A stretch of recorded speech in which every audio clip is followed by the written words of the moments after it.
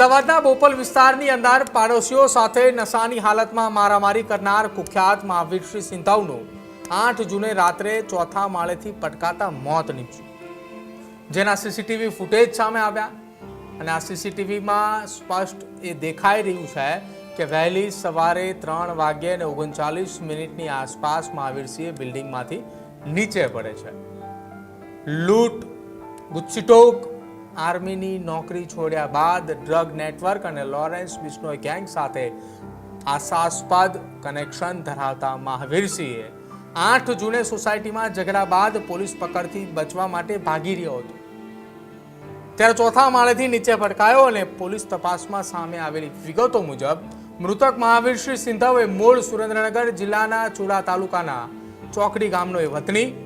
જે તાજેતરમાં જ બોપલ વિસ્તારમાં આવેલા અક્ષર લક્ઝુરિયા ફ્લેટમાં રહેવા માટે આવ્યા અને 8 જૂને રાત્રે મહાવીરસિંહે નશાની હાલતમાં ફ્લેટના અન્ય બ્લોકમાં રહેતા પાડોશીઓ સાથે કોઈ બાબતે એક ભારે હોબાળો મચાવ્યો હતો.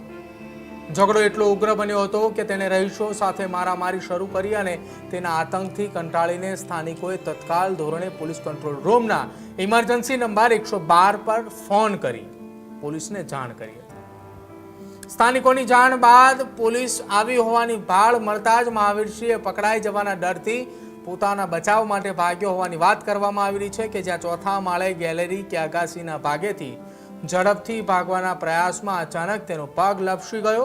જેના કારણે સીધો ચોથા માળેથી હવામાં ફંગોળાઈને નીચે પટકાયો હતો, જે નીચે પડવાના કારણે સીસીટીવી ફૂટેજ પણ સામે આવ્યા.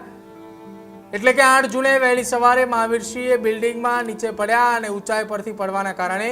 માથાના ભાગે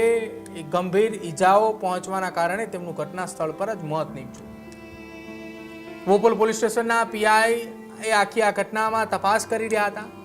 જેમાં મહાવીરસિંહ જાતે જ પડી જતા તેમનું મોત થયા હોવાની વિગતો સામે આવી કે જેથી અકસ્માતે મોતનો ગુનો નોંધવામાં આવ્યો. આ જ પ્રકારની તમામ અપડેટ જોવા માટે ન્યૂઝરૂમ ગુજરાતને લાઇક, શેર અને સબસ્ક્રાઇબ કરવાનું ભૂલતા નહીં.